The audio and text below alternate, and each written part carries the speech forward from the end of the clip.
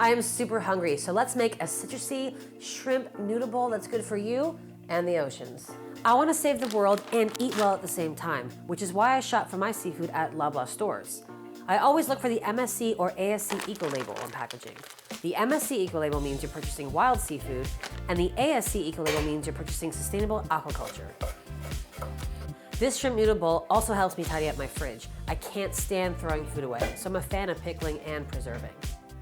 Loblaw doesn't like food waste either, which is why they've made the goal of sending zero food to landfill by 2030, and have achieved 50% of that as of 2020.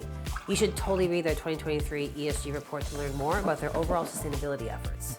We can all do our part to make sure the seafood we enjoy today can be enjoyed by future generations. So try this recipe yourself, and you tell me just how delicious eating sustainably can be. There's so much acidity, it's so bright, so good.